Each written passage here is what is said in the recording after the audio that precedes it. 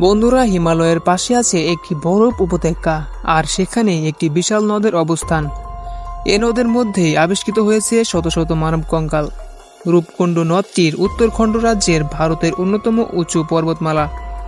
ত্রিশূলের সমুদ্রতল থেকে 5029 মিটার উঁচুতে অবস্থিত। 1948 সালে একটি টহলরত ব্রিটিশ ফরেস্ট রেঞ্জার কঙ্কালের নদ এর চারপাশে মানব কঙ্কালের সন্ধান পান। যেহেতু এই লেকটি সবসময় বরফে ঢাকা থাকে, তাই কঙ্কালগুলো বরফের মধ্যেই চাপা পড়ে থাকে। শুধুমাত্র তুষার গড়লেই কঙ্কাল দৃশ্যমান হয়।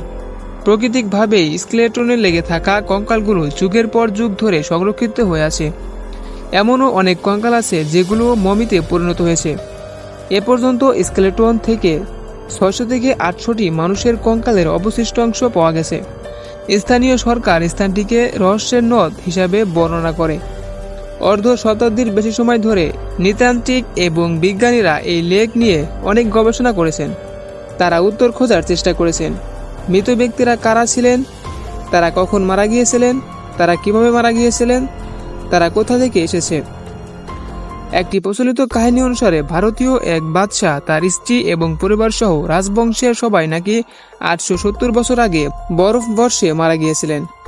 আরেকটি কাহিনী অনুসারে 1814 সালে তিব্বত আক্রমণ করার সময় অনেক ভারতীয় সৈনিকদেরকে পিটিয়ে মেরে ফেলা হয়।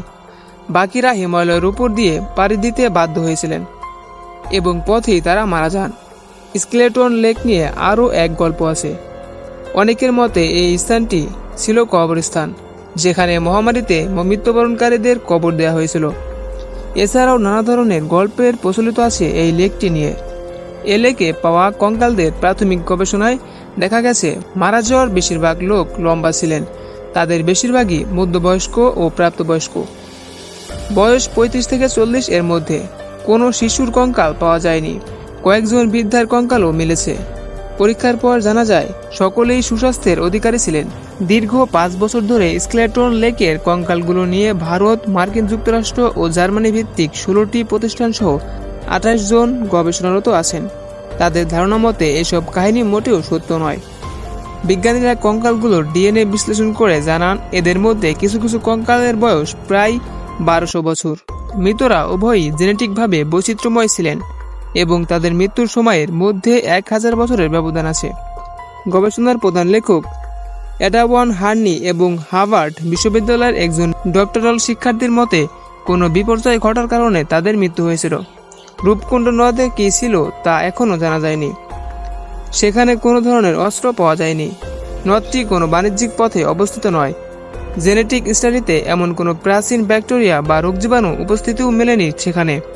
তবে বিজ্ঞানীরা বিশ্বাস করেন তীর্থযাত্রার সময় সম্ভবত গণহত্যা হয়েছিল সেখানে। তবে এই নদ নিয়ে এখনও রহস্যের সমাধান হয়নি। উত্তর খুঁজে চলেছেন বিজ্ঞানীরা। সো ফ্রেন্ডস, ভিডিওটি এই পর্যন্ত ছিল। যদি ভিডিওটি ভালো লেগে থাকে তাহলে একটি লাইক দেবেন এবং চ্যানেলটিকে সাবস্ক্রাইব করতে ভুলবেন না। আর আপনার মূল্যবান মতামত জানাবেন কমেন্ট বক্সে।